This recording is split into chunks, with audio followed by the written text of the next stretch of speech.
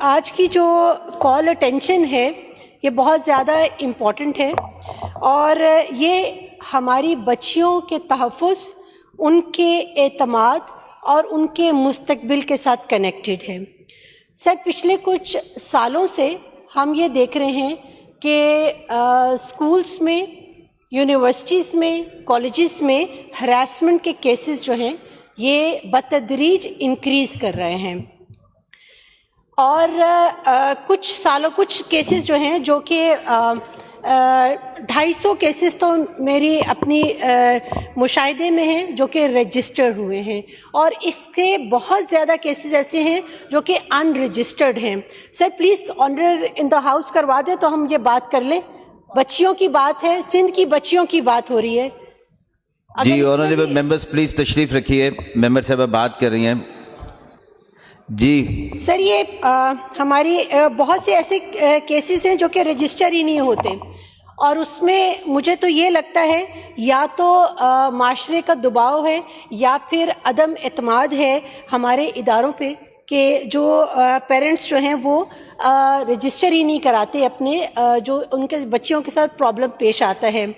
ہم ایک طرف تو کہتے ہیں کہ ہمیں ایک بہت اچھا معاشرہ چاہیے، اور تعلیمی اداروں میں ہماری بچیاں اگر وہ سیف نہیں ہیں تو کس طرح سے ایک اچھا معاشرہ ہم تشکیل دے سکتے ہیں۔ ریسنٹ ایک آیا ابھی انسیڈنس ہوا فریدہ لغاری کا، اس سے پہلے روبینہ چانڈیو کا ہوا، ہماری ایک بچی کماری ان کی ڈیتھ ہوئی۔ یہ تمام ہیراسمنٹ کے کیسز ہیں۔ خاص طور پہ میں فریدہ لغاری کی بات کروں گی جو کہ اسٹوڈنٹ تھی میڈیکل کالج کی۔ اسپیکر صاحب، جو میڈیکل کالجز میں جو اسٹوڈنٹس جاتی ہیں وہ عام بچیاں نہیں ہوتی، وہ دن رات کی محنت کر کے وہ جاتی ہیں اسکول یونیورسٹیز میں۔ ان کے بچے، ان کے پیرنٹس نے بہت زیادہ خواب دیکھے ہوتے ہیں، اور وہ ان خوابوں کو کی تعبیر کے لیے جاتی ہیں، اور واپس ان کو کیا ملتا ہے؟ ہراسمنٹ، اور یہاں معاشرے میں صرف اور صرف رسوائی۔